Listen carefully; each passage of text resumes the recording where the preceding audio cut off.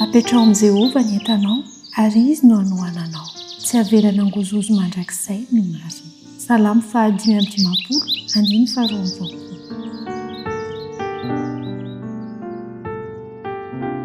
Mikarakara izay no ariany rehetra Andriamanitra.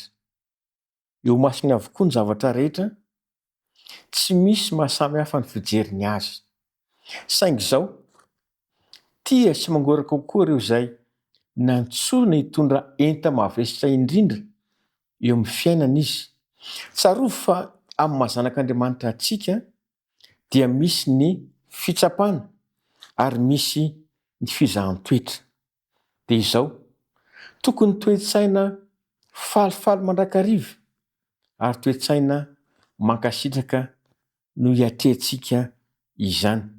Tsarovy mantsy fa raha mitebiteby isika dia mametraka zioga mavesatra eo amin'ny fiainantsika ary indrindraindrindra mametraka any Satana azovana eo amin'ny fiainantsika.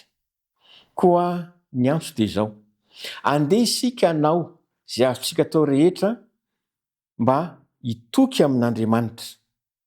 Na miovaova raha izao rehetra izao, misy fiovany koa ny fanandramana, mety mahafaly izany, mety mampalahelo, dia tsarovy fa tsy misy fiantraikany eo amin'ny fiantraikasika amin'Andriamanitra izany fiovana rehetra izany.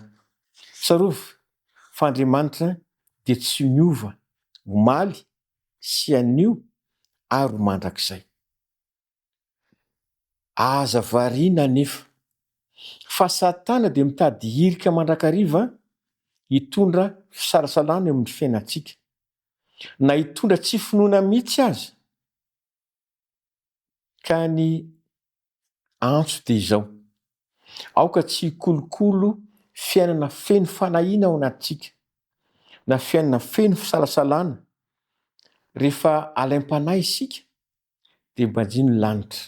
Jareo ny tana-masoandro izay tsy miova, maneho ny fitiavan'Andriamanitra, maneho ny famindrapon'Andriamanitra ary maneho ny famonjeny.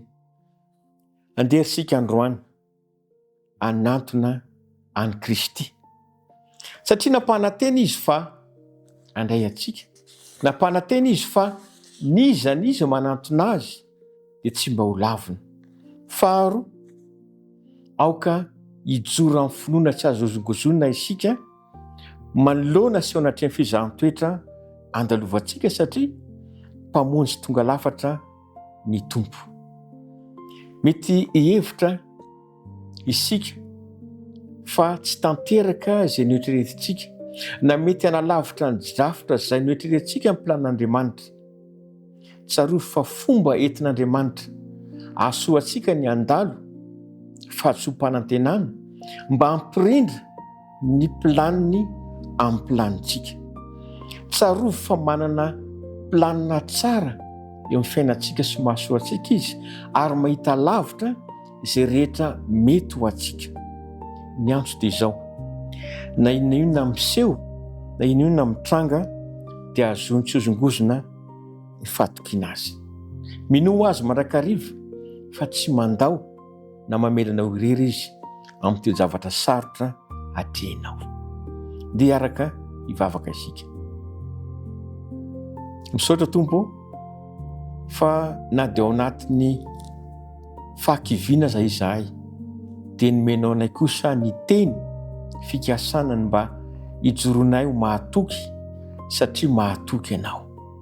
Ray malalo, ampitombony finoanay, ampitombony fahatokianay, ka ao anatin'izao fahitana sy fianoana ny teninao izao dia hisy fiovana sy hery mba hahafahanay tena miantoraka aminao.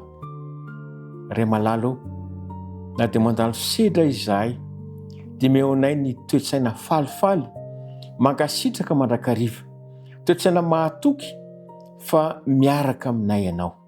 Ho dia toavo amin'ny mpanaraka fandaharana izany rehetra izany, ka izay rehetrany dia mahatoky sy tena zanakao, ka dia hiara-mandeha aminao isan'andro isan'andro amin'ny fiainanay rehetra. Amin'ny anaran'i Jesosy. amen.